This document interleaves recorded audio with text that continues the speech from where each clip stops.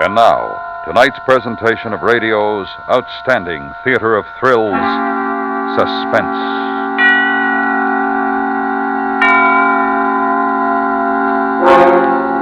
Tonight, the story of a man who makes his escape from the most dreaded prison in the world. We call it The Man with the Steel Teeth. So now, starring John Daner, here is tonight's suspense play, The Man with the Steel Teeth.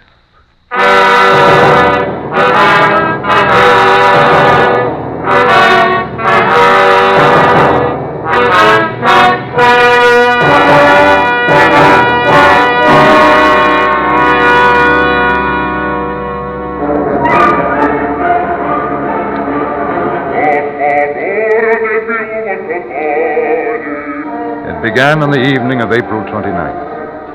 I was seated in my box at the Bolshoi Opera in Moscow, listening to a particularly fine performance of Boris Godunov, when I felt a slap on my shoulder. Полиция.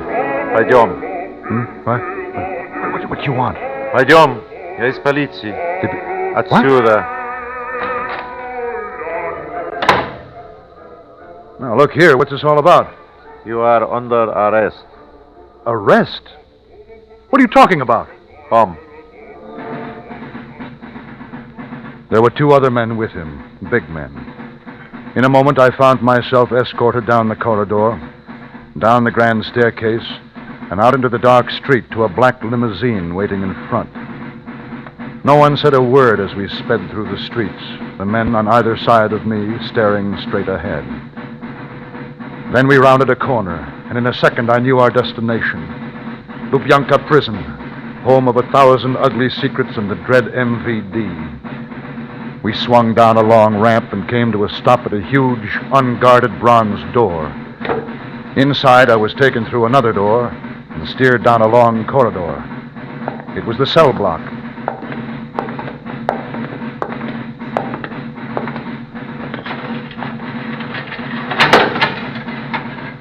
Внутрь.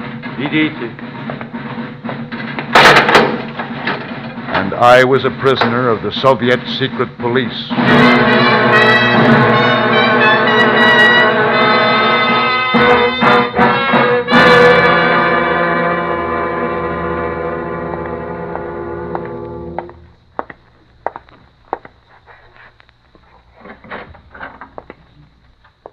Arthur Luttrell. Mr. Luttrell. All night. Please, come in. Sit down. I'll be with you in a moment. My breakfast, huh? Товарищ. Товарищ ревизор. Хочете селедку со мной? Ой, спасибо, товарищ ревизор Голови. Я сейчас позавтракал. Я ел ногу. Now, just a minute. Look, I've been here 2 days without a word as to why I've been arrested. I want an explanation. Look, I'm an accredited correspondent. My papers are in order. You know that. Now, what about it? I gave up. They had no intention of dealing with me until they were good and ready. I could see that. I watched the man behind the desk, Inspector Golovin of the MVD, a small, round little man in a badly fitted gray suit. Gold-rimmed spectacles magnified his brown eyes.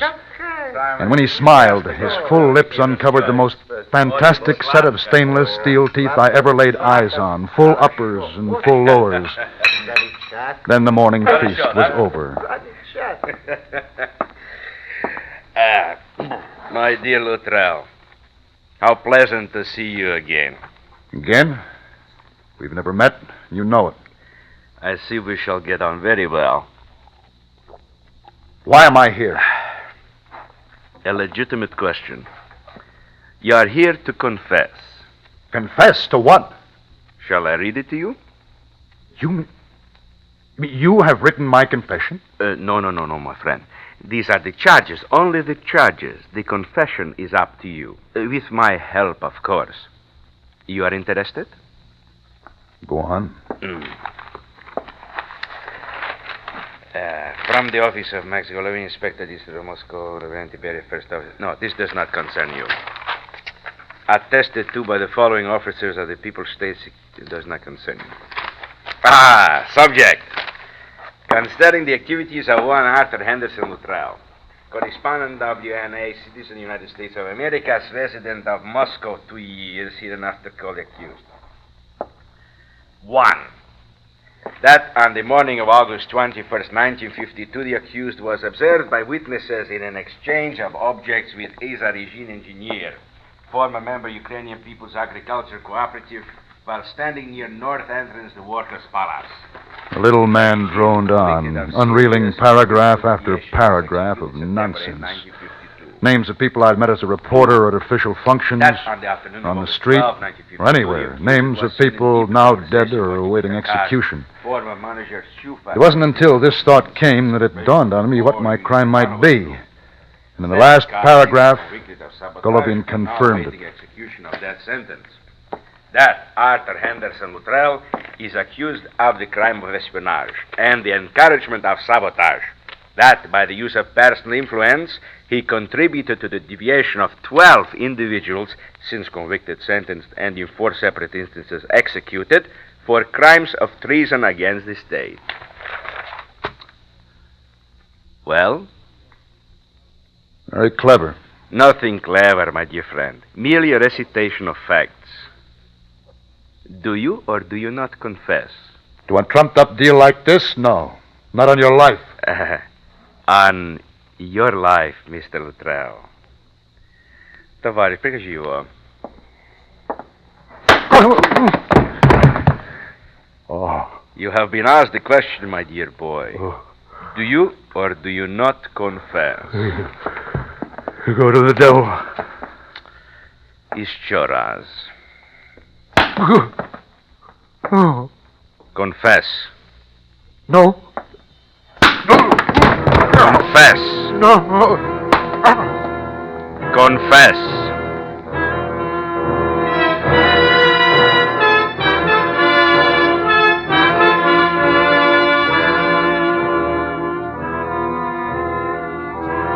Then they tried psychological persuasion, the method to wear me down to the point of exhaustion when I would gladly sign anything in exchange for a night's sleep. You will confess. You will read from this paper. Then you will sleep. No. You will read the following. The charges brought against me are true. No. I am guilty of sabotage. Read it, Mr. Luttrell. No, read it. I am guilty of sabotage and the use of personal influence. Go on. Then you will sleep. And the use of... No, it's not true. It's not true. I'm not... No.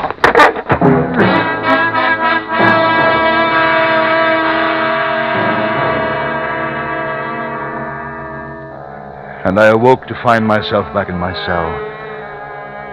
And I noticed something was strange. Something different about my cell, an unnatural stillness. It took an effort to focus on the moment, and then I saw what it was. My cell door was open. Just a crack. But it was open. It had always been closed and double-locked each time I was returned from questioning, but now it was open. Reason told me it was another way of torturing me. It was a trap. But I had to try. Cautiously, I stepped out into the broad corridor, and I moved past the line of cells. If I could reach the bronze doors. The bronze doors. Outside. Escape. And then I was standing before the open door of the office. It was empty. No Golovin. Nobody. In the corner behind the desk stood a coat rack. On it hung an overcoat and a black hat. I took them, and I put them on, and walked out to the bronze doors. I was outside. Except for a black limousine that stood across the parking area, the place was deserted. Nobody. My first thought was the embassy. If I could get to the embassy, I'm safe. I looked again at the limousine, an official car of the MVD. Trying to be as casual as possible, I went over and looked in. The ignition keys were there. I got in quickly and stepped on the starter.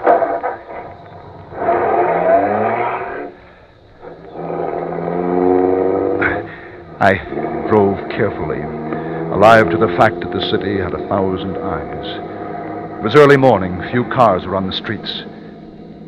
And suddenly the welcome sight of the embassy came into view. It loomed large and took shape as I approached. There was a car parked in front of the main embassy entrance. I pulled up behind it. I was about to set the handbrake when I saw something that turned my blood to water. Not 40 feet from me, leaning against the stone post of the entrance gate, was a man in an overcoat. He was absorbed with a small hand mirror in which he was examining his teeth, probing here and there with his forefinger. It was Inspector Golovin.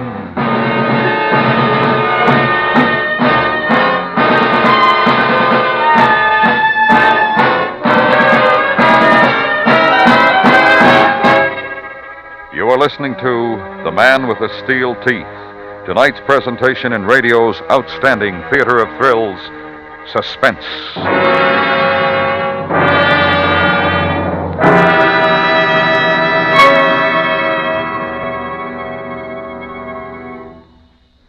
Tonight's performance of Suspense is the final broadcast at this time. Beginning next Tuesday night, be sure to listen for Suspense at a new hour, with new mysteries well calculated to keep you in suspense. Remember, beginning next week on most of these same stations, radio's outstanding theater of thrills comes to you Tuesday evenings. Suspense, Tuesday nights at the Star's address from now on.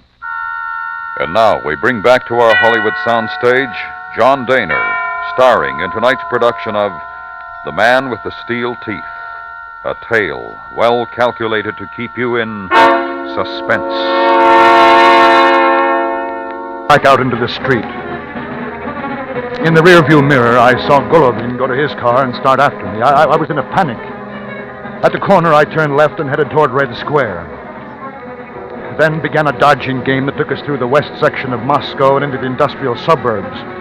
Time after time, I was sure I had lost Golovin, but he would seemingly materialize out of nowhere and fasten himself to me. And it went on and on and on until we neared a bridge. The right.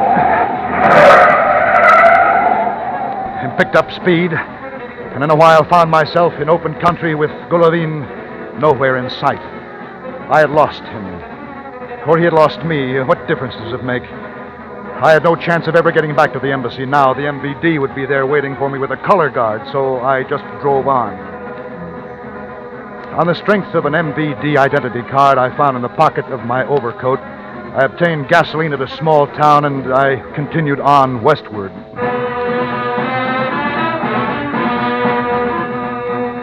I drove steadily the rest of that night and all the next day.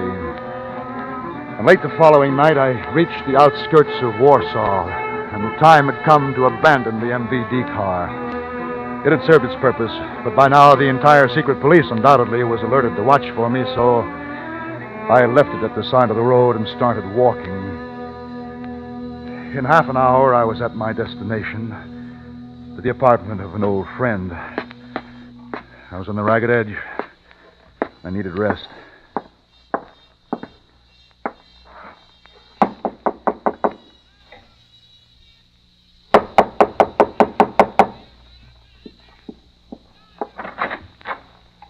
What is it? Hello, Maria. Chicago! May I come in? Oh, Chicago, you're a ghost. Yes, come in. I'm very tired. Sit down here, my darling. Here. Oh, it feels good. I will make some tea for you. Mm. Oh, it's such a surprise to see you, my Chicago. What has happened to you? Are you not in Moscow? Oh, no, of course you're not in Moscow. You're here. Why are you here, Chicago? Chicago.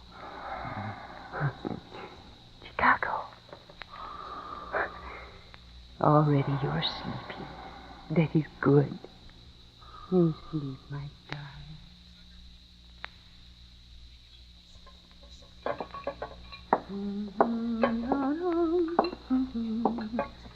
Good morning. Ah, Chicago. Finally you wake up. But it is not morning. It is 2 o'clock in the afternoon. How do you feel now, huh? You sleep good? Oh, it's heaven. You're going to stay awake now? I give you a cup of coffee. You're an angel. Oh, never mind the angel talking here. Thanks. Oh, first cup of coffee I've had in 2 months. Now you must tell me, Chicago, what has happened. Where do you come from? Where do you go? Old Cotton-Eyed Joe. Old which? Your questions, where do you come from, where do you go? Like old Cotton-Eyed Joe, it's an American folk song. Oh. Never mind. Sit down, Maria, and I'll tell you. I have missed you, Chicago. And when you came in last night, I was very happy. You're still as beautiful as ever, Maria. Oh, but I am wrong to talk this way to you. Everything was finished 2 years ago, and so it must remain. I still think we were fools. Forget. Now, you in a lot of trouble, huh? Yeah, a lot. You talk in your sleep. Oh, what did I say? Oh, I could not understand everything, but you kept on killing a man. Golovin. Golovin, yeah, that is the name. You must hate him to kill him so much. Well, he gave me a lot of trouble. Oh? What do he look like? Oh, he's a small man. He's quite small. Maybe a little fat? Yeah. Mm-hmm. Does he wear glasses? I really talked in my sleep, didn't I? No, but there is such a man outside in the street who looks like that. What? Wait, I go look. He's still there. Come look, but be careful. Don't let him see you. Across the street, you see?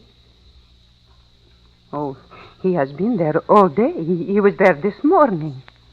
He's an inspector for the MVD. MVD? I've got to get to Berlin. Yes, you must leave Warsaw. Maria, can you help me? I think so. I know someone. Can he be trusted? Yes, you know my brother, Bronislav? But he's with the communists. Oh, I shall let you decide that when you meet him.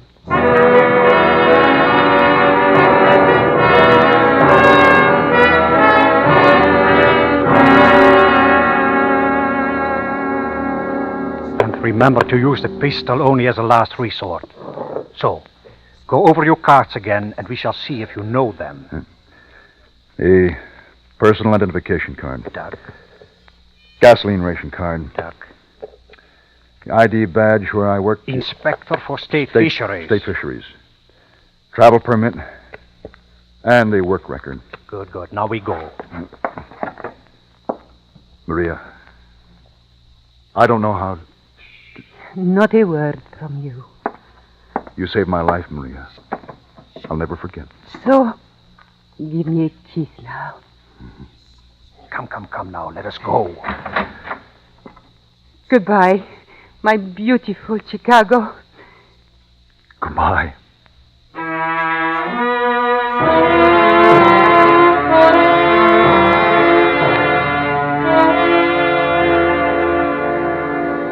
Bronislav led me down the stairs and out the back door to the alley where his car was parked. There was no sign of Golovin. A relief, to be sure, but still a surprise, since both of us half expected to see him. Maria's brother had done a first-class job arranging my escape. From Warsaw to Berlin was a cruise, clear sailing all the way, and it was a lovely summer night when we arrived in Berlin. We drove as near to the line, dividing the sectors as we could. I got out. There was a handshake between us, and Bronislav was gone.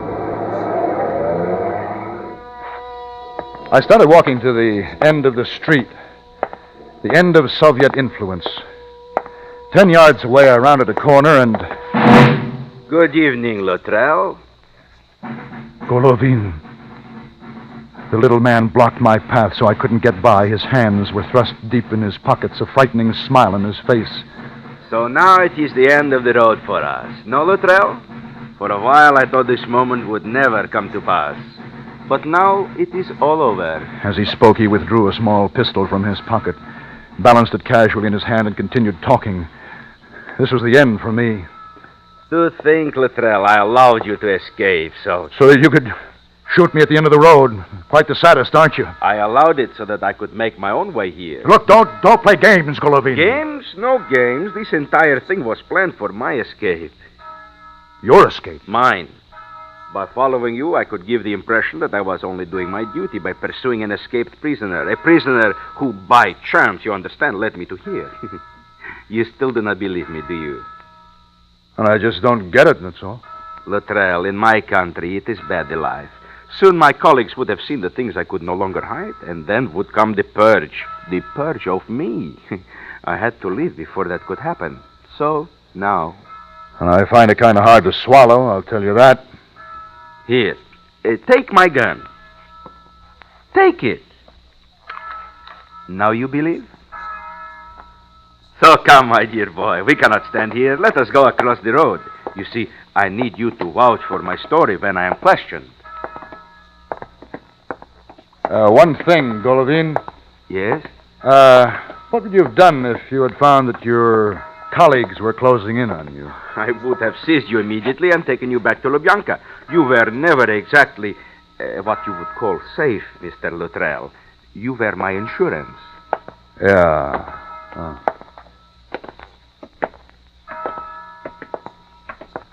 This is the American sector? It is. My territory now. Then we must seek the military police, and I give myself up. Yeah. Yeah, I guess they would like to have a talk with you. So now, my dear boy... Now, wait a minute, Golovin. Wait?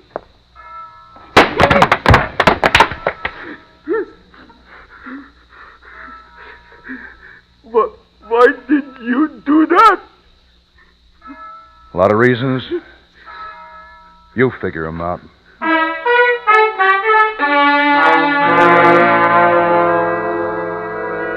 My knuckles hurt. They were bleeding. Golovin sat on the pavement looking stupid. I turned to go, and as I did, he took his hand from his mouth. His full lips hung slack, revealing his steel teeth, bent grotesquely out of shape. I shuddered and went to find the military police.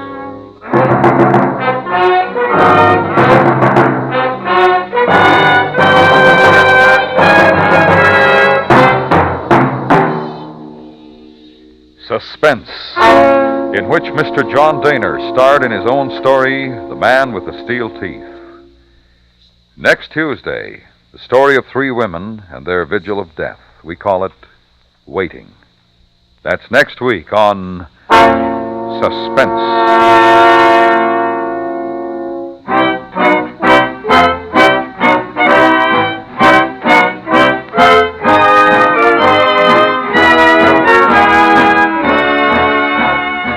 Suspense is produced and directed by Anthony Ellis. The music was composed by Leith Stevens and Lucien Morwick and conducted by Lud Gluskin. Featured in the cast were Maria Palmer, Edgar Barrier, Jack Crucian, and Robert Boone.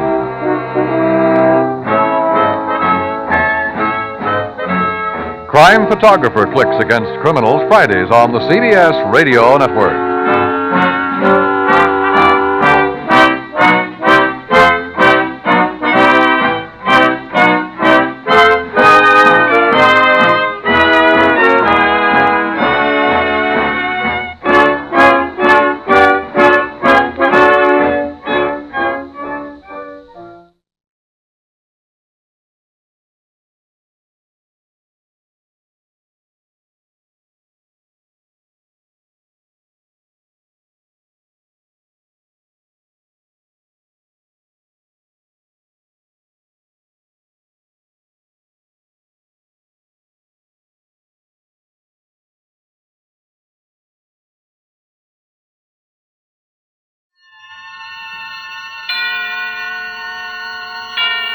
Suspense. and the producer of radio's outstanding theater of thrills, the master of mystery and adventure, William N. Robeson. In a niche all his own, apart from other great tellers of tales of terror, stands the moody, dark, and devious genius, Edgar Allan Poe. Obscure and ambiguous, the rolling periods of his prose are not for the casual reader, no more than for the casual listener. But for sheer suspense compounded of horror piled upon horror, literature offers nothing more awful than the pit and the pendulum. The terror of the Black Pit would have sufficed a lesser imagination, but to this, the macabre intellect of Poe added the inescapable doom of the razor-sharp pendulum, and then piled on the rats and the moving walls of red-hot iron until the edge of the unbearable is reached. Can you take it? Can you listen through the next half hour? Try. Try to listen to Mr. Vincent Price, starring in The Pit and the Pendulum, which begins in exactly 1 minute. This is Bob Wright with the answer to the greatest challenge in cigarette history. The challenge was... Can a cigarette be made that will give decidedly better filtration and also give easy draw with full, natural tobacco flavor? The answer is Kent. Kent with the revolutionary new micronite filter that gives Kent decidedly better filtration, definitely less tars and nicotine than any other leading filter brand. Kent filters best. The answer is Kent with the full, rich flavor of the world's premium quality natural tobaccos and an easy draw. Yes, of all leading filter brands, Kent filters best. Kent filters best. Tomorrow, pick up a pack of Kents with a revolutionary new micronite filter and enjoy the most important advance in the progress of filter smoking. Kent filters best. And now, Mr. Vincent Price stars in Edgar Allan Poe's immortal story of punishment by terror, The Pit and the Pendulum. A tale well calculated to keep you in suspense. I was sick unto death with that long agony. And when at length they unbound me and I was permitted to sit, I felt that my senses were leaving me. The sound of the inquisitorial voices seemed merged in one dreamy, indeterminate hum, from which emerged the syllables of my name. Captain Jean d'Albret. Good fathers, gentlemen. We hear you, my son. Even now I have no knowledge of where I am or to whom I may be speaking. You're speaking to me, my son. I am Fra Pedro d'Espia, prior of the Dominicans of Segovia, and Grand Inquisitor for all Spain. This, then, is the court of the Inquisition? It is. But I am a French officer. That is true. A soldier and creature of the arch-fiend, the Antichrist Napoleon Bonaparte, who even now is at the gates of Madrid, while his general La Salle menaces our city of Toledo itself. Nonetheless, I am a prisoner of war. By what right do you try me in this court? Let the clerk read the charges against the prisoner. Item, that on the 4th day of September, in the year of our Lord, 1808, the said Captain Jean d'Albret did wed and espouse that most noble lady, the Doña Beatriz Valdez, niece and ward of the illustrious... One moment. Excellency? This marriage was a deplorable thing, if you like, but lawful marriage, however regrettable in a case like this, is no sin nor crime. There are other matters in the indictment. Then continue, but give us nothing that is not material. Item, that on the 12th of October, 1808, the said Jean d'Albret, being in command of a battery of light artillery, did direct the fire of his guns against the holy church of Santa Marta the Innocent, and thereby, of his wicked malice, destroyed that church utterly. Captain d'Albret, is this charge true? Yes. You admit it. Good father, the church blew up, did it not? Would you boast of your sin, young man? It blew up because it was stored with kegs of gunpowder for your army. I had every right to fire on it. And that is all the defense you have to make? I tell you, I had every right to fire on it by military law. Is military law above God's law? I don't know. I did my duty. Long live the Emperor! Captain Dalbray, mark what I say. No man, however great his heresy, is condemned to be burnt in the fire if he first recant and acknowledge the error of his ways. Do you so? I cannot. I was under orders. I obeyed them. Then, Jean Dalbray, there can be no mercy, no pity, since there is no atonement. The sentence of this court, therefore, is... I had swooned in terror, yet I will not say that all of consciousness was lost.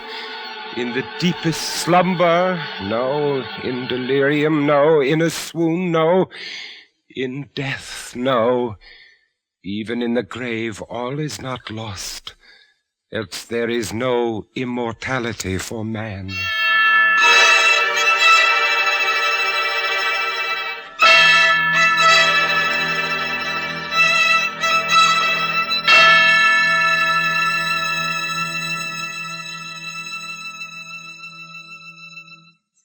In a moment, we continue with the second act of Suspense.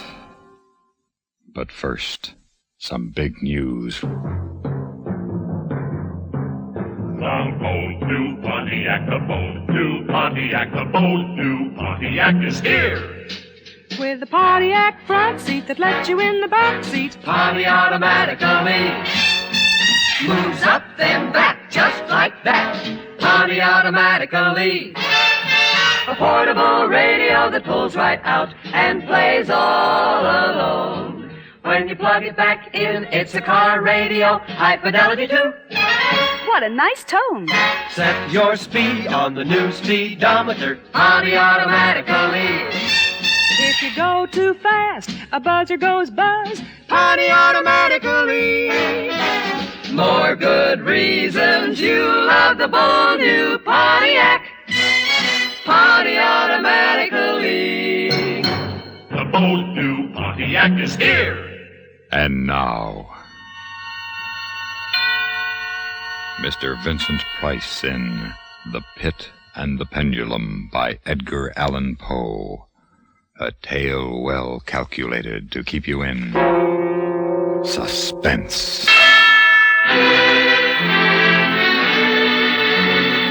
No, even in the grave all is not lost. There were shadows of memory which told me indistinctly of tall figures that lifted me and bore me in silence down, down, still down, until a hideous dizziness oppressed me at that descent into the earth. There was a vague horror at my heart because of that heart's unnatural stillness. Then, as consciousness swam back to my wits again, darkness, a damp stone floor in darkness. Oh, Beatrice. Oh, my wife. Did you call me, Jean? Beatrice. You here in the dungeons of the Inquisition? No, my poor Jean. I am only here in your imagination. Am I mad, then? No, but your brain is fevered. You only think you hear me. I hear you clearly. You won't leave me. As long as I am in your heart, I shall be here. Have they chained you to the wall? No, they've taken away my uniform. They've given me sandals and a robe of rough cloth, but I'm unchained. Beatrice, suppose they have buried me alive. Have courage, Jean. You must have courage. Then tell me where you are now, Beatrice, in the flesh, I mean. In the old house by the olive grove, scorned of my people. Yes, I know. Each morning I climb to the hilltop and watch for them. Yes. Sometimes I think I hear gun wheels rumble in the hills and long moving columns with the red dust rising above them. Go on. First come the heavy cavalry in plume-crested helmets, on their flanks wheeling like hawks, light hussars in blue and scarlet, and behind them in a glitter of bayonets as vast as light points on the sea, rank upon rank, The long gray coats and tall bearskin caps. And the old guard and the grand army. It's only a vision, my dear one. They do not come. Will they ever come, Beatrice? I cannot tell. Then I must face what has been prepared for me. Can you stand up, Jean? I think so. Then walk. Yes. Walk as far as you can. Measure the limits of the cell if this is not a tomb. I'll try, Beatrice. I'll try. This robe impedes me, and the floor is treacherous with slime, but I'll try. Look out! Jean! Oh, I'm all right. I fell on my face. The robe tripped me. But What, Jean? But my hand is in front of me, lower than my face, but I feel nothing. Nothing, Jean. It's a pit. A deep circular pit, and I fell on the very edge of it. They would have had you walk into it. Yes. But you didn't. You're saved, Jean. Saved, Beatrice. Saved. My torture has been merely postponed. At last, a deep sleep fell upon me, a sleep like that of death. How long it lasted, I know not. But when I opened my eyes once again, I could see. Yes, see. My prison was large and lofty, its walls formed of massive iron plates. A wild, sulphurous luster, I could not trace its origin, lit up the dungeon and the circular pit. I could see, but I could not move. I lay on my back on a low framework of wood, securely bound by a long fastening resembling a surgical bandage. The bandage passed round and round my body, leaving at liberty only my head and my left arm. With much exertion, I could supply myself with food from an earthen dish on the floor beside me. It was meat, highly seasoned, and there was no water. Beatrice, where are you? I am here, Jean. Your voice sounds stronger, and I can see you. You are weaker, my dear, and more fevered. Look, Beatrice. Where? At the ceiling of this room, 30, 40 feet up. What do you see? I see, painted on the ceiling, a figure of Father Time. Yes, but this Father Time carries no scythe. He carries instead what looks like a gigantic pendulum from an ancient clock. And the pendulum is moving. A painting cannot move. But I swear the pendulum did. It swung a little back and forth, just like a real pendulum. Beatrice, take care! Take care of what? Take care of the rats. The rats from the pit. They're swarming out in dozens. You can see their eyes glitter. What do they want? What do they want? They have caught the scent of the meat in the dish beside you. They'll not get it. Go! Go away, you vermin! Au revoir, Jean. Au revoir. Beatrice, where are you going? I can hardly hear you. You are sending me away, Jean. I'm sending you away. My poor loved one. You can't bear to see the rats running about my feet, can you?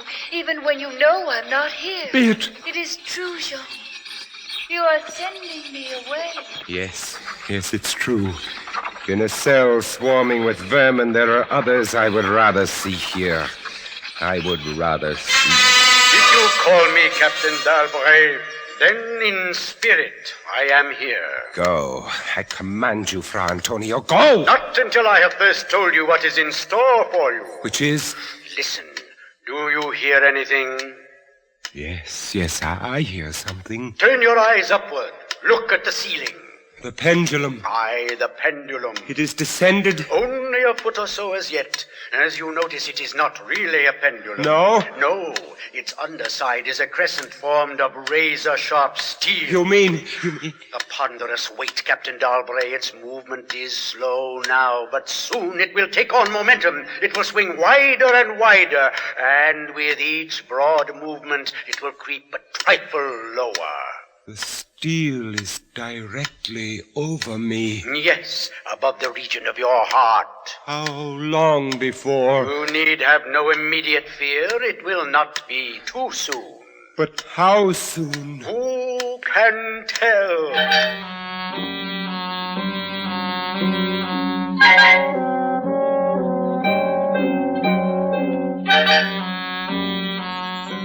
minutes, hours, days. Who can say how long it was? It might have been many days before that hideous blade swept so closely as to fan me with its acrid breath. Down, still unceasingly, still inevitably down. The sharp steel flashed past within 3 inches of my chest. And then, only then, Beatrice. I hear you calling, Jean. I am here. Oh, Beatrice. Is there no hope, my dear? How can there be? 10, 12 more vibrations, and it will fray the threads of my robe, only lightly as a razor in a delicate hand. There will be many sweeps down before it bites deep. I can't escape it, and yet, if only I could use my wits. You kept me away from you, Jean. You locked me out of your thoughts. If I am here only in your thoughts, why should I fear the rats? The rats? The rats? Do they still swarm here? Across the floor and over the meat platter. Yes. They have taken nearly all your food. Yes, they are ravenous. They have sharp teeth. The meat is oily and spiced. If I take what remains of it, scatter, you vermin! Rub that meat on the bandages that hold me here. Try it, Jean, try. It may be too late. If I move my body of a fraction of an inch up, Try it, I tell you, try. Can I stand those rats crawling across me? Can the flesh bear it? Oh, one of them has leaped on the wooden framework. Another follows. They are gnawing at the bandage. 7, 8 more sweeps of the pendulum. Does the bandage give way? Lie still, Jean, lie still. 10, a dozen rats now. Is death, I wonder, worse than this disgust? A dozen sharp knives could do no better. The bandage has loosened to ribbons. If you move sideways, carefully, and drop to the floor. Beatrice, I can't move. My arms and legs are numb. There is no The power steel to... has frayed your robe. A minute more will be too late. Try. Then with all the strength that is in me and the hatred I bear my enemies... You're free. Yes, a second time I'm free. See, Jean. The pendulum stops. They are drawing it back up through the roof. Each move I make is watched. You never doubted that? No. Yet with all they could do to you, they have failed twice. They will not fail a third time, my dear. Listen. What do you hear? A groaning. A grinding as of metal. It is only the cogwheels of the pendulum. I think not, Beatrice. Why not? It seems to come from behind these iron-plated walls. It seems to shake the dungeon as a mill wheel might shake at it. Stand up, my poor Jean. Get up off your knees. I can't endure any more. Don't you sense even now the odor of the heated iron? Heated iron? Yes, the walls are beginning to glow red. Oh, Beatrice, I have been much humbled, but I won't have you see me in tears. I order you to go. Jean, in the name of Yes, heaven. in the name of heaven, go.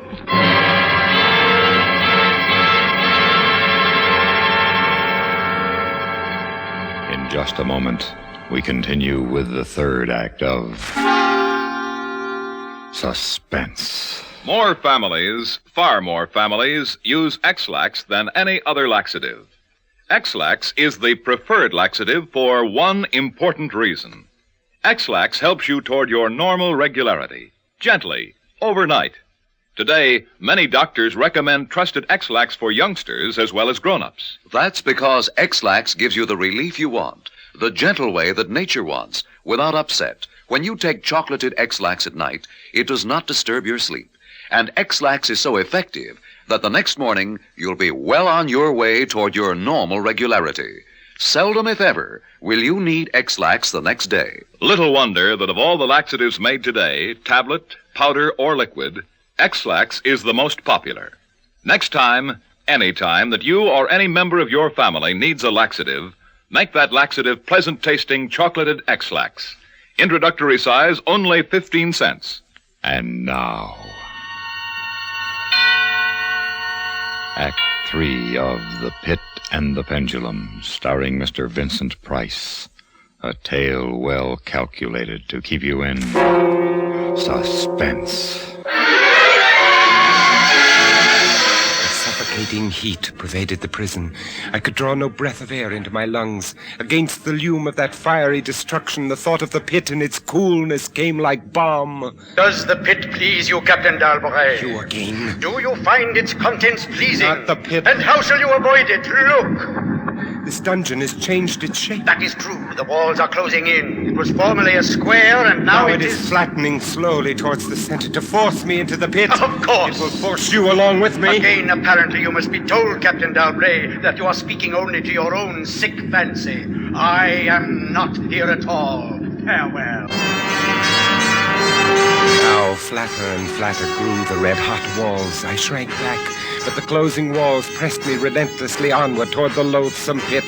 At length, for my seared and writhing body, there was no longer an inch of foothold.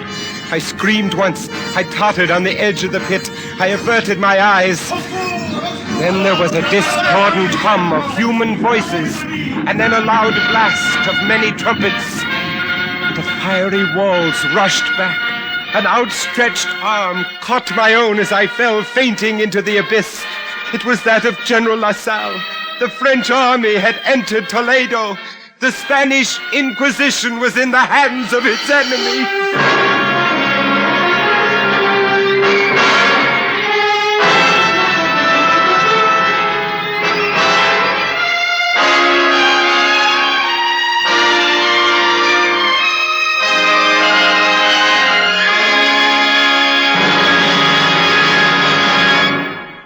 Suspense, in which Mr. Vincent Price starred in William N. Robeson's production of The Pit and the Pendulum by Edgar Allan Poe, adapted for Suspense by John Dixon Carr.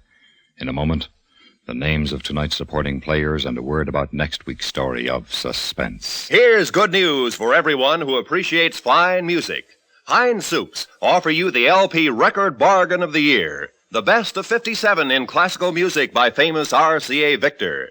It's a genuine Red Seal LP of $3.98 quality. Yet it costs you just $1 in cash and 4 labels from any of Heinz condensed soups. That's right, just a $1 bill and 4 Heinz soup labels. Think of it, 43 minutes of the world's great music. Highlights from 8 RCA Victor albums, performed by famous orchestras directed by Morton Gould, Arthur Fiedler, Fritz Reiner, and others. Here's the only way you can get this wonderful 12-inch record. Send a $1 bill and 4 Heinz soup labels to Best of 57, Box 57, Rockaway, New Jersey. I repeat, Best of 57, Box 57, Rockaway, New Jersey. Send for yours right away. Supporting Mr. Price in The Pit and the Pendulum were Ellen Morgan, Jay Novello, Ben Wright, and John Hoyt. Listen. Listen again next week when we return with another tale well calculated to keep you in suspense.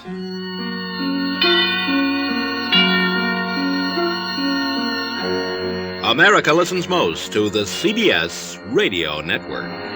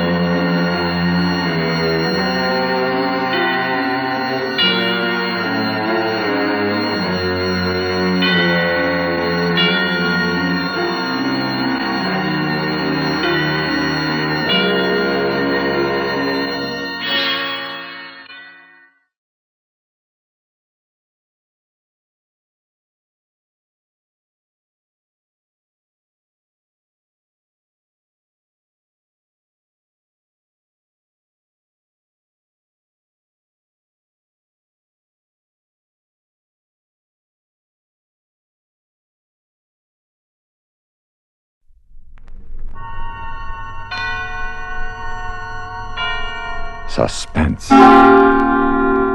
And the producer of radio's outstanding theater of thrills, the master of mystery and adventure, William N. Robeson. A murderer is a psychopathic individual. He has a screw loose. He's minus some of his marbles. No rational, sane person deliberately sets out to kill another human being, or himself for that matter, excepting under one special condition: when he gets behind the wheel of an automobile. Then all the rules of human behavior are rescinded. Anything can happen, and with tragic frequency, does. The mild-mannered Mr. Milquetoast becomes an angel of death. Astride his 350 horses, he ranges the highways of the nation with the murderous vengeance of a latter-day Genghis Khan. He cannot be persuaded, he cannot be reasoned with. His headlong rush to destruction, his own or anyone else that might be in his path, is only somewhat deterred by the highway patrolmen who daily risk their lives in the ceaseless struggle against murder on wheels. Of such elements is constructed the story you are about to hear. It is a moral tale, but a chilling one. Listen, then, as Everett Sloane stars in Speed Trap, which begins in exactly 1 minute. How can heroism be acknowledged and symbolized? Recognition of outstanding heroism takes the form of America's supreme military decoration, the Medal of Honor. It is awarded to those members of the United States Armed Forces who distinguish themselves conspicuously by gallantry and intrepidity at the risk of life, above and beyond the call of duty, in action involving actual conflict with an enemy. For recipients in the Army and Air Force, the medal is a gold-finished bronze star with the head of the ancient goddess Minerva in the center.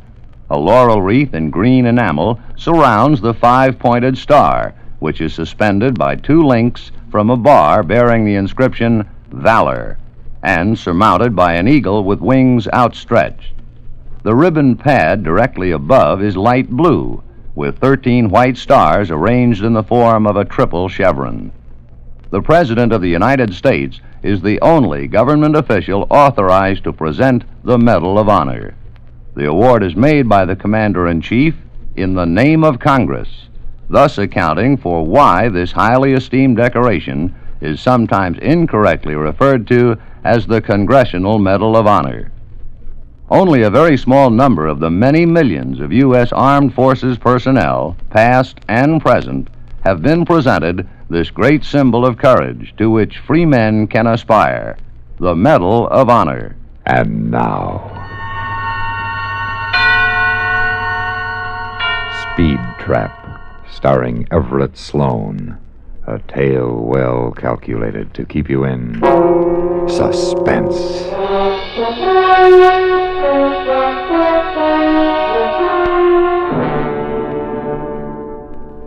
Sometimes it takes you years to get to know a guy.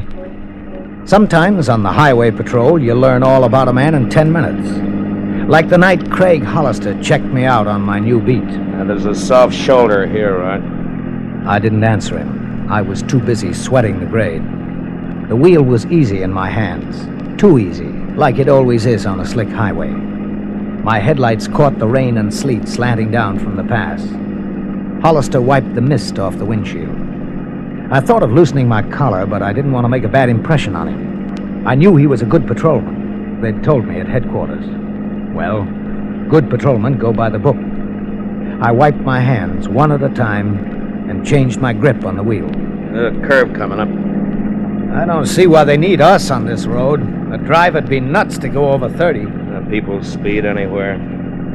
This turn's called the Corkscrew. It's awful slick in the rain. I found 4 kids here in a station wagon after the last storm. What was left of them, anyway. Well, brother, I'll take this one in second. There's another rough curve coming up. We've had 3 fatalities here this winter. I don't know if I'm going to like this beat. That isn't bad. Once you get used to the blood. You say you actually catch speeders on this highway? Yeah, that's how I met my wife. She was speeding along here. Oh, that reminds me. Dispatcher, this is 3022. Go ahead, Craig. Say, Joe, will you call Debbie and tell her to pick me up at headquarters? Okay. You better get down here before she does. A doll like her isn't safe around me. You old relic, she could break your arm. Joe. Yeah? It's awful slick up here. Tell her to take it easy on the grade, will you? 10-4 and a half. Well, this was pretty good. You wanted your wife to meet you, you gave the dispatcher a call on the radio. That was something they hadn't taught me at the police academy. I sure hope she doesn't try to break any records. Not tonight. You say you caught her speeding on this stretch? Yeah. She was roaring down the grade with a car full of summer tourists, all of them tanked to the eyeballs. Including your wife? Well, I thought so. I wrote it up that way.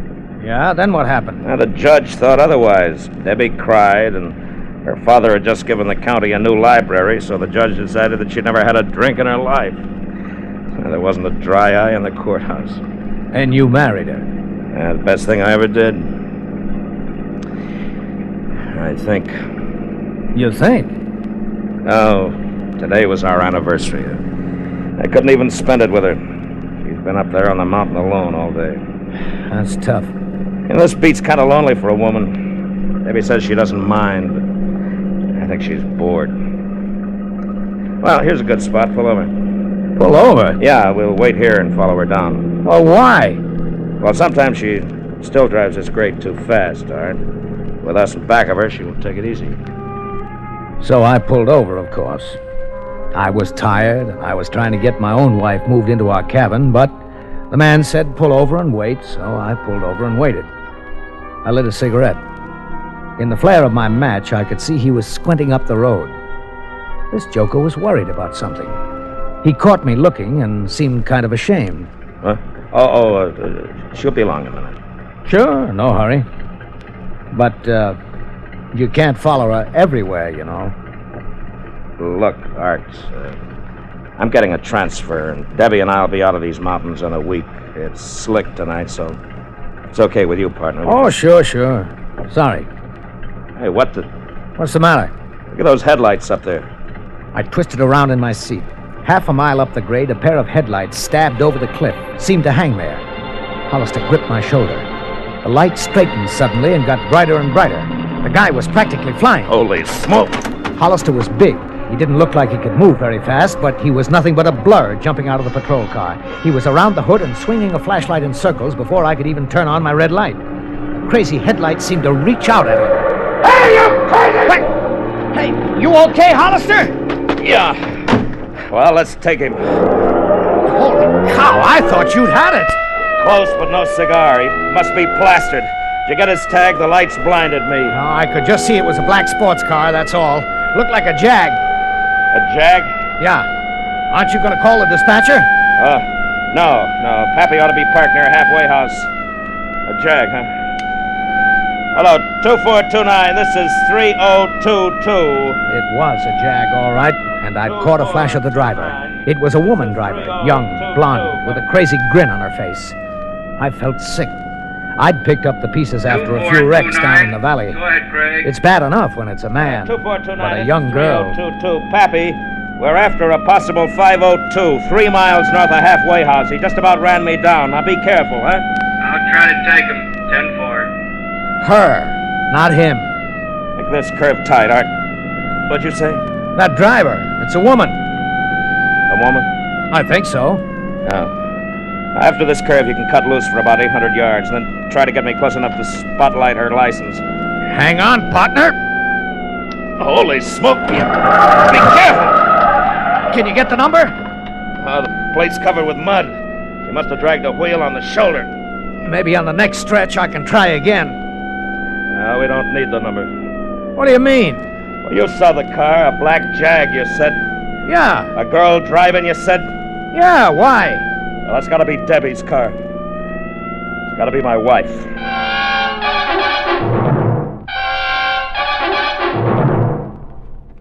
In a moment, we continue with the second act of Suspense. Another visit with Joe and Daphne Forsythe. Joe? Joe, stop reading that paper and talk to me. I'm listening. Go ahead.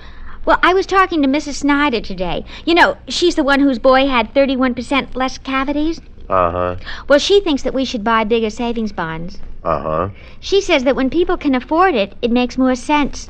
Oh, she says there are a lot of different denominations. They start at $25, but then there are $50, $100, $200, and even $500 bonds. Is that so? And then with the ones we've already bought through the payroll savings plan, we'd have quite a nest egg. Uh-huh. Are you listening to me? Uh-huh. Did you know that the total accumulated compounded semi-annual interest of the Series E savings bond will amount to 93 1/3% of the original purchasing price? Uh-huh. I thought so. Joe, what did I say?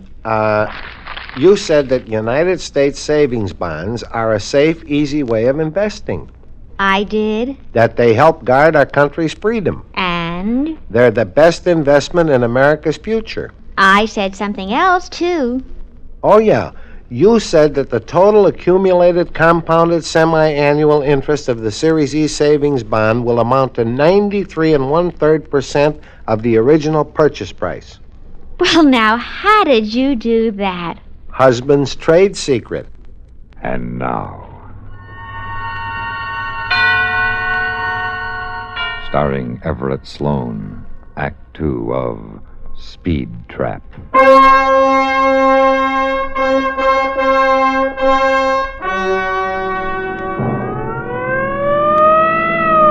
I stared at the guy beside me in the patrol car, then whipped my eyes back to the slick mountain road. So you think that's your wife? Yeah, it's gotta be. Oh, look, there are probably 100 Jags on the highway tonight. Why does this have to be your wife? You wouldn't know, and I haven't got time to tell you. Well, why would she try to run you down? She doesn't know what she's doing, Art. What do you mean? She's fried. She wanted me to take her out tonight, but I had to show you the road, so we had a fight. She must have sat around and got plastered, I guess. Well, she's gonna roll that thing, and that'll be it. Are you sure it's Yes, her? I'm sure. I can see it coming, alone in that house every day. That's why I put in for the transfer. But now it'll be too late. Art, we've got to catch her. Try to get her before Myers Curve. Well, I'm doing my best. But these sports cars, that Jag's like it was glued to the road. No, it isn't glued to the road. It'll roll just like the rest of them. It'll roll. You want me to try to take her again? No, not here, Art, not here. If she speeds up anymore, she hasn't got a prayer on Myers Curve. Just hang back and don't press her. Then he did something that wasn't in the books. He reached over and cut our growler, and he flicked off the red light. I started to turn it back on and felt his hand on my wrist. No, leave it off. Maybe we're scaring her. Art, if she doesn't slow down, she'll never make it. Then she started her turn on Myers Curve, and it was easy to see she wouldn't make it. It's the roughest turn on the grade, and a 100-foot drop to the riverbed below. The taillights hesitated for a second like they were making up their minds whether to run into the hill or over the side. The car slid sideways, rear toward the river. She was going over backwards. Oh, no, baby, please. I took my foot off the gas. Out of the tail of my eye, I saw Hollister cover his face. And then I was fighting to stay on the road myself. Suddenly, the miracle happened. She'd made it. She'd made it. Now we had to do it. Nice going, Art, nice going. 2429. This is 3022. We're a mile north, still unable to catch the 502. She's doing about 75. Now, I suggest you start up and we'll try to box her, but be careful of her. This is 2429. Did you say her? Yeah, it's a woman. I'm up to 65. Is she slowing down? No, she's swinging left. She's wild, Pappy. Be careful. 10-4. No, she's swinging right, Pappy. Let her by! Let her by! Let her by? How are you going to make an old-time patrolman let a drunk pass him on the road? No, Pappy tried to fight it. He tried to ease her onto the shoulder. For a second, I thought he had her, but the convertible lurched back. The two sets of taillights got closer, and then Pappy was off the road, over the shoulder, bouncing and rolling down the embankment. I eased my foot off the accelerator, praying that it wasn't as bad as it looked. What are you doing? I'm going back for Pappy. Well, what about her? Call the dispatcher. They'll stop her if she doesn't go off the road first. Stay on her tail. What, are you off your rocker? They'll stop her. That's my wife, and I don't want her killed. Now stay on her tail. But what about Pappy? I said stay with her. I'm still running the speech. Yeah, but Pappy... Dispatcher. Joe, this is 3022, a mile south of Halfway House. That 502 just ran Pappy off the road. Send an ambulance. We're staying on her tail. This isn't Joe. This is Sergeant Capehart. I'm setting up a roadblock outside of headquarters, and she won't get through it. Go back and help Pappy. What kind of a roadblock? The works. You aren't shooting at a woman. If she tries to run this block, we'll shoot at her. Now you get back to Pappy. Sarge, that girl... Don't you worry about the girl. I'll take care of her. Get back to Pappy. Well, that's Debbie, Sarge. That's my wife. I'm sorry, Hollister. She just run my best man off the road, and you said she almost hit you. Now there's trucks and cars coming up the lower grade, and she'll hit one of them if we don't stop her. So we'll stop her if we have to blast her off the road.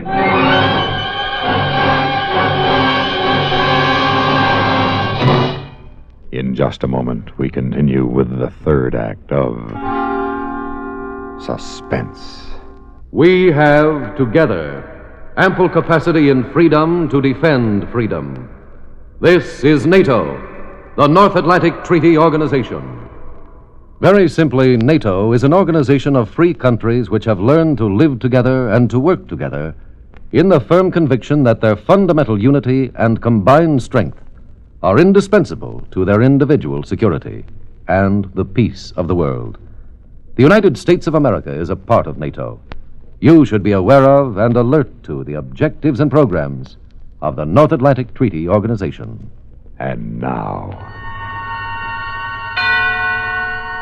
starring Everett Sloane, Act 3 of Speed Trap.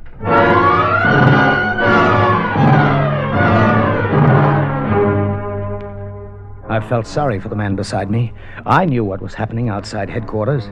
A couple of patrol cars rolling into position, spotlights pointed up the grade, the guys drawing automatic rifles and maybe shotguns, flares set out further up the hill, a reception committee for Craig Hollister's wife. Not what he'd planned when he'd asked her to meet him at headquarters. But there was nothing I could do. I slowed down carefully. Keep going. You heard the sergeant. Pappy might be bleeding to death. He's only a quarter of a mile from halfway house. They can do as much for him as we can. Now, you stay on her tail. Craig, I can't. They'll suspend me. Art! Don't make me pull my gun on you.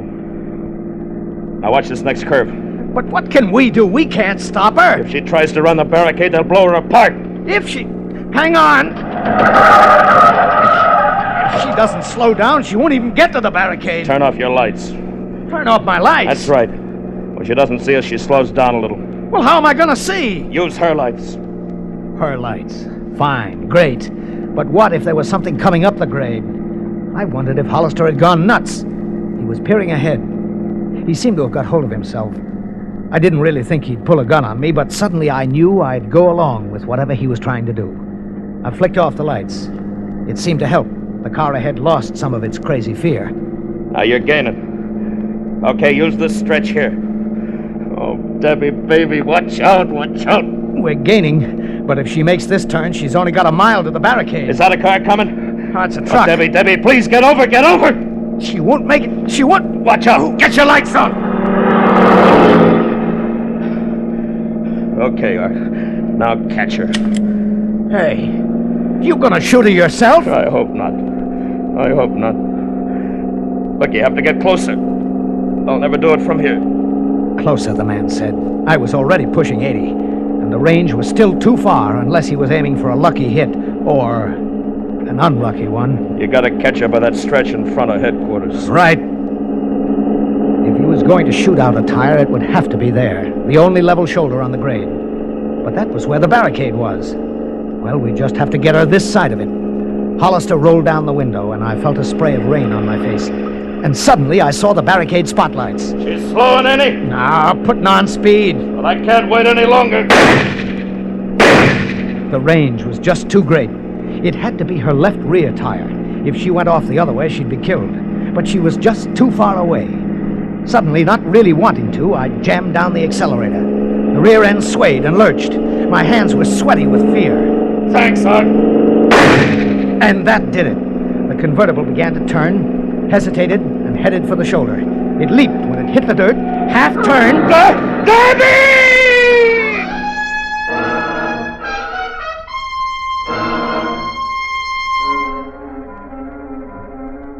I skidded all the way through the roadblock.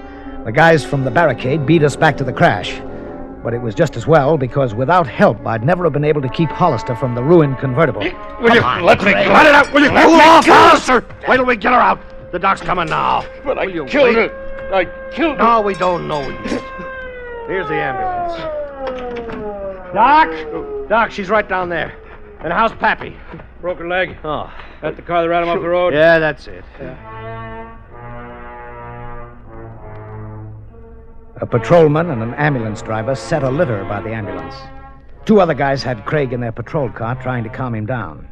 The girl was hurt bad, but she was alive. I started back to the patrol car and stepped back to let a convertible pull off onto the shoulder. A girl got out, a pretty girl. And I thought of the kid by the ambulance who would never be pretty again. Then I felt the sergeant's hand on my arm. He was staring at her. Mrs. Hollister. Yes, Sergeant. What happened? Where's Craig? Well, he thought you... Oh, look.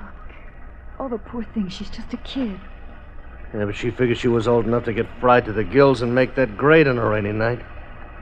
Your husband saved her life. How? Oh, he and Art here almost broke their necks catching her. I'd have blasted her to pieces. Where's Craig? Is he all right? Debbie! Oh, Debbie! Oh, Debbie, honey. What's the matter, darling? Oh, Debbie, it wasn't you. I thought that... skip it, Hollister. No. Oh, no. Debbie, you ought to know. I want you to. Debbie, I thought the girl was you. Me? Why me? Well, it was the same kind of a car and the speed. Oh, I see. And it could have been me, couldn't it? A long time ago, maybe, honey. A long time ago.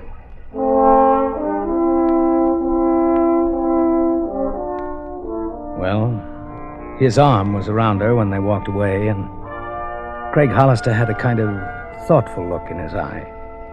I turned back to the sergeant. Oh, are you okay, kid? Oh, sure. Say, Sergeant. Yeah? About us not going back for Pappy, I was driving, you know. Yeah, I know. Well, I guess I should have... Forget it. You learn anything tonight? Yeah. I learned a lot. And, Sergeant, you know what? What? I think Hollister did, too.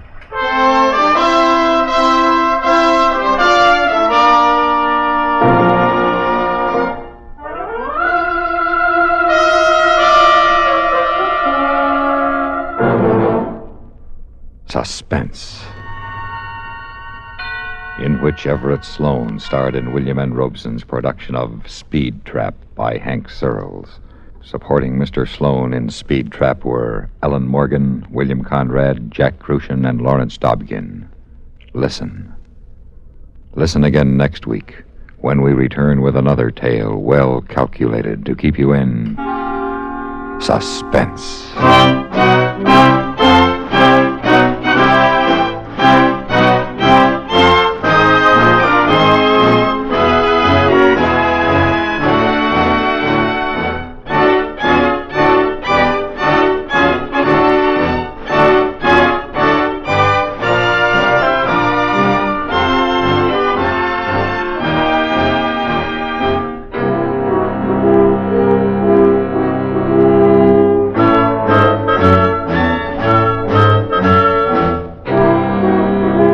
Suspense has been brought to you through the worldwide facilities of the United States Armed Forces Radio and Television Service.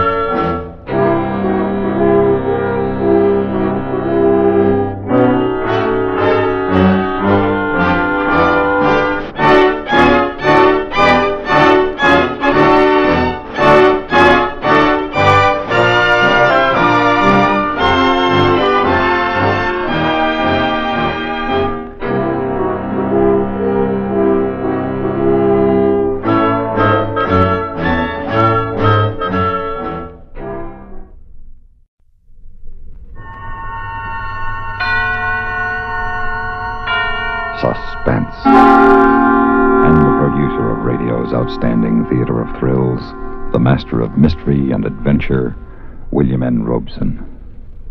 We who manufacture thrills and chills for you sometimes weary of the guns and knives and blood and gore.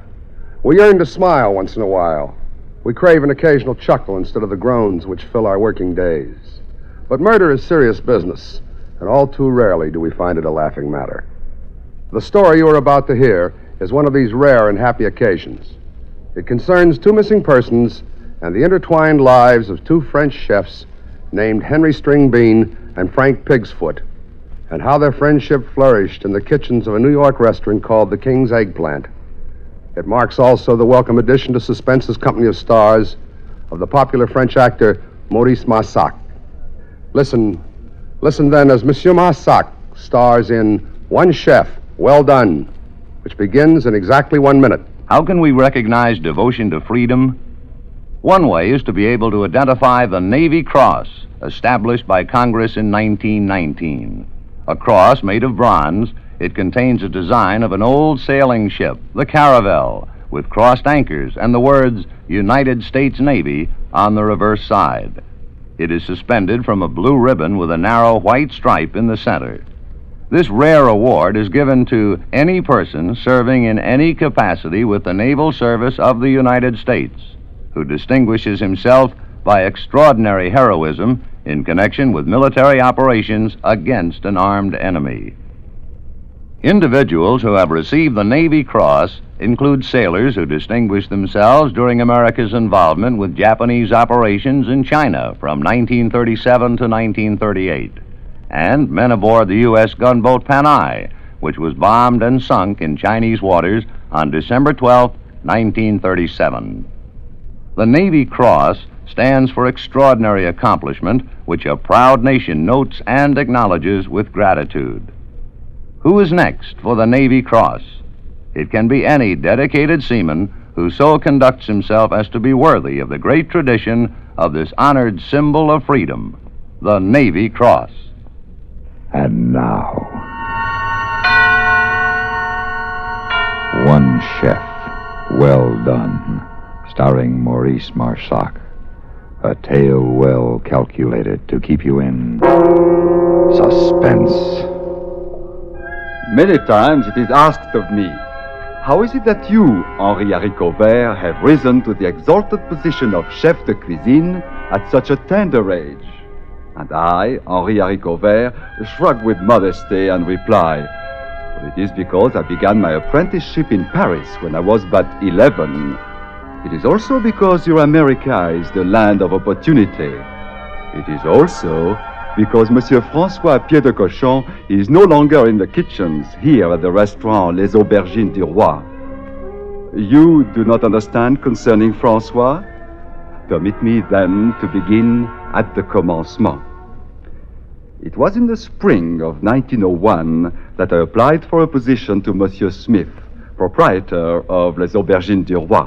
Me, I'm a meat and potatoes man, Henry. Meat and potatoes fried and plenty of bacon grease. But I'm running this restaurant for what they call the 400. Folks with more money than brains, and they want French grub. So, I hire the best French chefs I can get, and then I leave them alone. Entendu, Monsieur Smith. Now, we'll start you on sauces. But if you can cook like your recommendations say, you can move right up to the top. The great Escoffier himself once complimented my riz de veau au queue d'écrevisse. Okay, if your sweetbreads satisfy Escoffier, they ought to satisfy Francois. Monsieur Francois, he is the chef de cuisine? Yeah, and you won't find a meaner one in all the 45 states. And until I can find somebody half as good and twice as pleasant, I gotta keep him. I am pleasant. I wish to be friends with everyone. Okay, friend. Now, you prove to the customers and to Francois that you're a first-class saucier, and I'll hope by that time the cops will have saved me the trouble of firing him. The cops? The police, the gendarmes. You see, Henry, Francois drinks. But surely it is no concern of the gendarmes if one takes a little wine de temps en temps. Of course it ain't. But me and the cops got a strong hunch that Francois also murders. Sacre bleu. Yep. That's why we're looking for a new sauce chef. Sacre bleu. But don't you worry. The way I got it figured, he just scares most people. The only ones he murders are his best friends.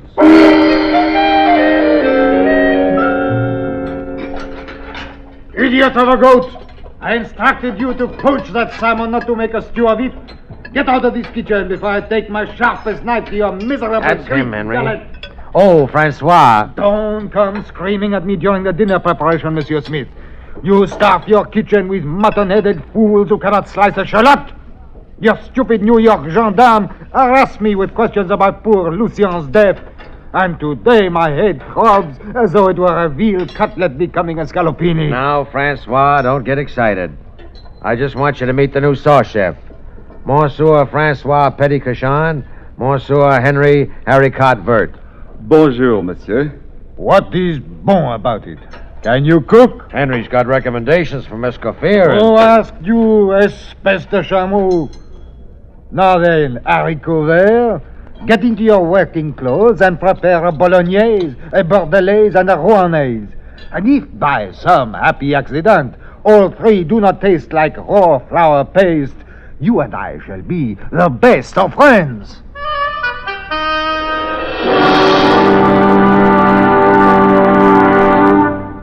In a moment, we continue with the second act of Suspense. Another visit with Joe and Daphne Forsythe. Hey, honey, I'm home. Daphne. Drop dead. Uh-oh, what's the matter, honey? Don't you speak to me, you Don Juan. Don Juan? Daphne, I'm no Don Juan. No habla español. Very funny. Ha, ha, ha. Well, it was no prize winner, but... Neither are you Lothario. I've often wondered, what's a Lothario? I don't know, but that's what the wives on TV always call their husbands. I guess it applies. Do you want me to go out and come in again? As far as I'm concerned, you can go for a long walk, preferably on a short pier. Well. Oh, come on, Daphne, what's wrong? Your good friend Harry called, and he spilled the beans. Which beans? He said, quote, "Tell Joe he was right about those blondes. They're great," unquote. Blondes? That's what he said. Well? He didn't say blondes. He said bonds. Savings bonds. What? Sure, I buy 'em on the payroll savings plan. And I told Harry he ought to do it too. Savings bonds have a guaranteed interest that pays back $4 for every 3, which is a pretty good investment. That's a pretty good story, too. It's true, so help me. That's why Harry's so happy. Savings bonds are great. Well, maybe you're right. You wouldn't really fool around with blondes, would you? You're too faithful and sweet and kind and... Fast talking. And now, starring Maurice Marsac, Act 2 of One Chef. Well done. A pinch of mignonette peppers, so. A pinch of chervil, one of tarragon, so. Hello. What are you doing? Preparing a bordelaise. Kindly permit me to concentrate. Oh, you must be the new fella from Paris. My name's Shirley. Bonjour, mademoiselle. I scrub the vegetables. Then go scrub them. Why? Oh, Francois ain't around. I guess he's got such a hangover he had to lay down for a while. Gee, that stuff smells delicious when you whip it up like that. I trust Monsieur Francois also will approve. You better trust he won't. If he thinks you can cook, he'll pretend to like you. And if he pretends to like you, the same thing might happen to you as happened to Lucien. Who is this Lucien? He was the last sauce chef. Old Francois and him got to drinking together, and one time they went out on a terrible spree, and poor Lucien never came back. Oh, quel dommage. And they never found his body, neither. Francois must have sliced him into tiny bits and threw him off the Brooklyn Bridge. Now, please, if you must weep, do not weep in my bordelaise. I have already salted it correctly. Francois! Oh, the boss had to scrub some vegetables. Where's Francois? Francois is said to be temporarily indisposed, Monsieur Smith. Shades of William McKinley, the August Belmont J.P. Morgan party has just arrived. Well, I do not comprehend. The richest people in New York, and Francois was supposed to cook up a fancy fillet of beef Goddard. This matter sounds of importance. Filet de boeuf Godard. What'll I do, Henry? Remain calm. Tell Monsieur Auguste and J.P. Shades of McKinley all is well, and trust Henri. I guess I'll have to. Great Garfield's ghost. Filet de boeuf Godard. Oh, Maître Escoffier. watch over your humble disciple now.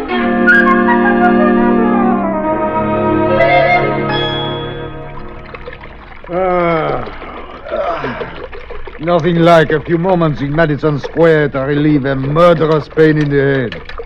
Hey, you! What are you doing? Making the several sauces you requested, Monsieur Francois. When did I... Who are you? Henri Haricot Vert. Do you not remember? Your face is vaguely familiar. What is this wine? An excellent sherry. Do not waste too much in the sauce. What time is it? 10 minutes past the 9. Ah, yes. A miserable American royalty is to dine at 6:30, and I must prepare a filet de... 9:10. Oh, my filet, my filet. Oh, the filet was served, Monsieur Francois. Served à la Godard. I prepared the garnishment and the sauce. You garnished my filet? Henry, look out, his knife! Pig! Cabbage! Offspring of a turnip! Henry, you hit a home run first time at bat. Do not interrupt, Monsieur Smith. I have a lamb to butcher. The bell-mounted Morgan said it was the finest beef Goddard they ever ate. Huh? They're coming back tomorrow, and they left a $100 tip for the chef. Here you are, kiddo. The gratuity must be given to Monsieur Francois. Why? He wasn't even here. But he returned at the moment you left the kitchen. I did? Certainement. Okay then, Francois, it's your $100. Good thing you came back. This kid might have got your job. Mon ami. We French must stand side by side in this strange country.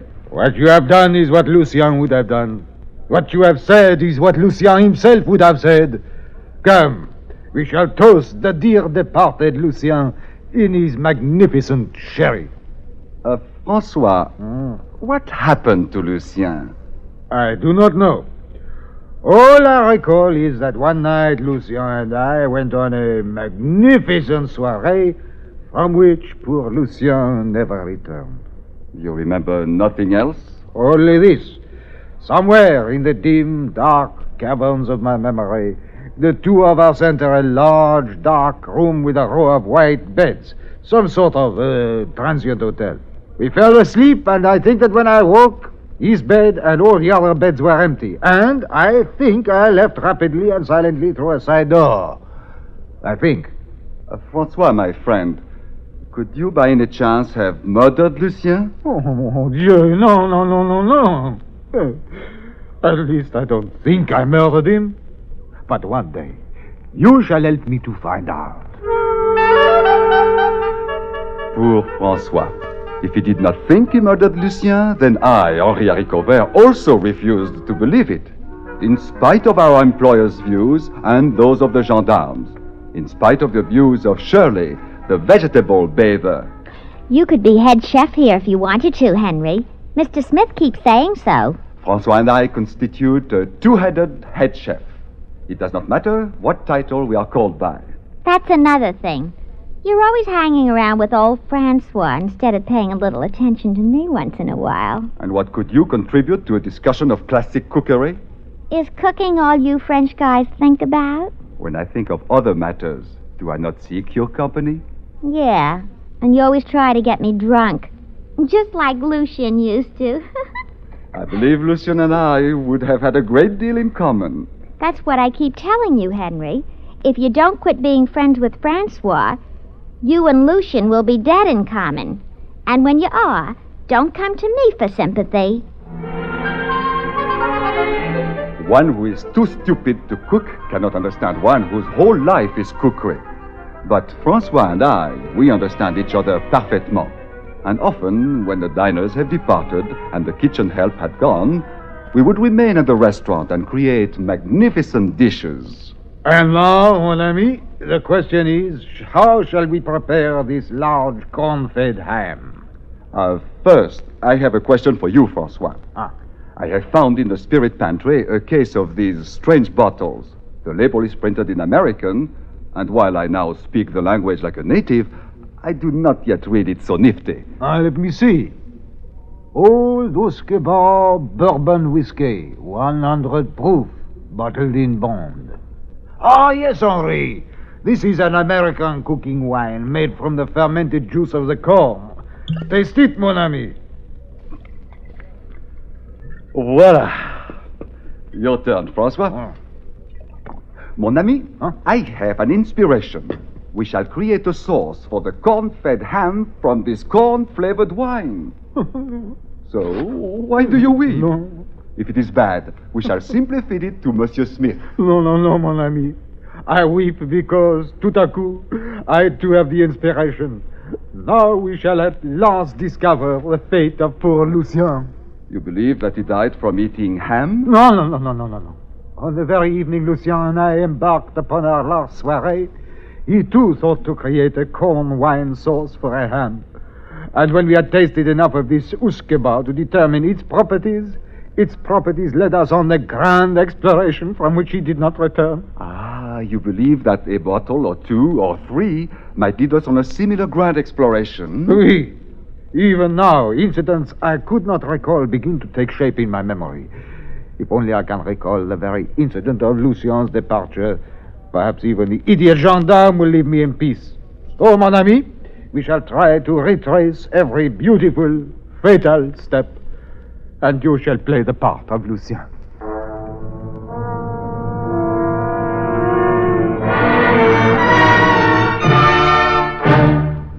In just a moment, we continue with the third act of Suspense. We have together ample capacity and freedom to defend freedom. This is NATO, the North Atlantic Treaty Organization. Soviet-dominated nations are held together only by political and military coercion. The strength and fiber of NATO lies in the fundamental unity in the face of dangers which threaten. Thanks to this solid fundamental unity, NATO nations can overcome difficulties and bring into harmony their individual points of view. The United States of America is a part of NATO. You should be aware of and alert to the objectives and programs of the North Atlantic Treaty Organization. And now,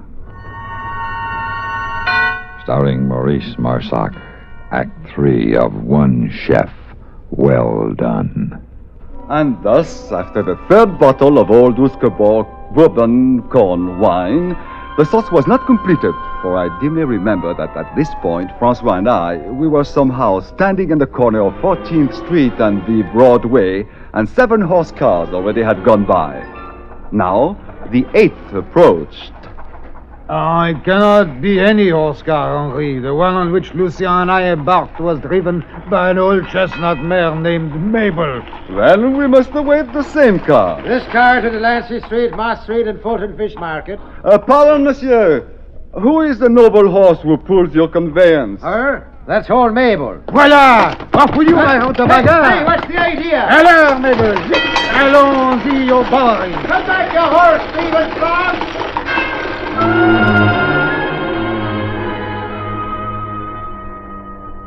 You gents sure you can handle a load like you're taking on? Le tumblers encore, s'il vous plaît.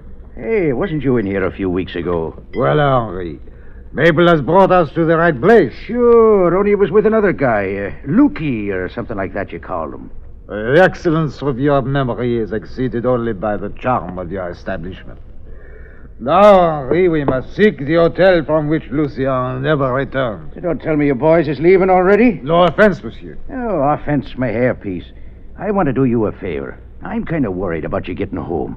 So why don't you just write your names and addresses on these cardboard tags and tie them to your wrists?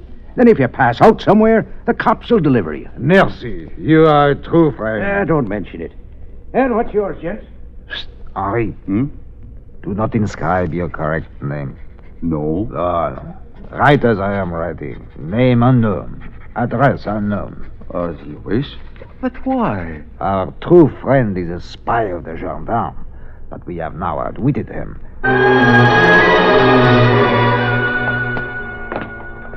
You are sure this is the street? I think I am sure.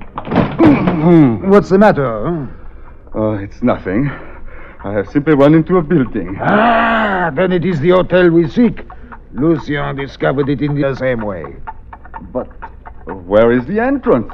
And the test for registration. Ah, my fine pigeon, we shall save the centime they would charge. For I can grope to the side entrance, which, as you shall see, opens directly into a large room of many beds. There, I am sure, we will discover what happened to poor Lucien. I remember, and yet I do not remember. We seemed to be in a cavernous place of gloom, with sleeping figures upon narrow white beds. It seemed that we found 2 beds, empty, and side by side. When I lay down, the bed seemed cool and hard. But I am tired, and soon I fall into the deep slumber. Then I awaken, and I am unsure that I am truly awake. Cold, gray light, the feeling that I am alone in the room. No, there on the next bed, Francois slumbers, so I am awake. No, 2 men come and lift the sleeping Francois to a cart with wheels. This cannot be, so I am still asleep. Their voices are a part of my dream. This one hasn't been claimed either? Nope. Name unknown, address unknown. That's life. Here today and gone tomorrow. So I dream that they wheel Francois off on the cart to a far end of the room. I dream that in the wall a small door opens, and as it opens, I dream that a cheery fire blazes beyond. Then the door shuts, and I dream a strange sound. And I dream that I'm running, and when I awaken, I am outside a hotel. I walk around to the front of the building. Over the doorway are painted in American words the name of the establishment. Pardon, monsieur. Yeah? Your language I speak with perfection, but I do not read it so nifty. What mean those words, s'il vous plaît? No, they don't mean s'il vous plaît. Just says New York Morgue, entrance to crematory. Oh, merci bien. And thus, because Francois is no longer here in the kitchens of the restaurant Aubergine du Roi, I have been persuaded to accept the title of chef de cuisine.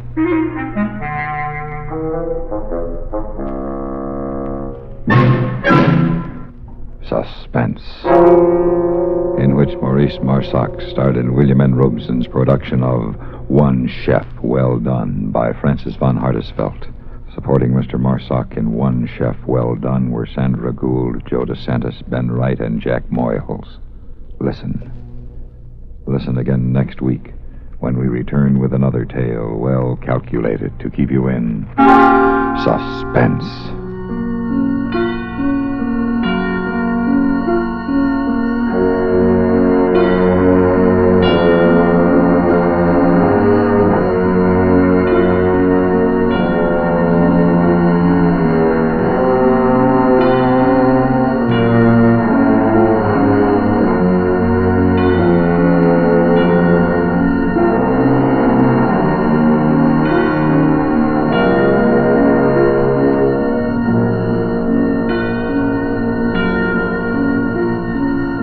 Suspense has been brought to you through the worldwide facilities of the United States Armed Forces Radio and Television Service.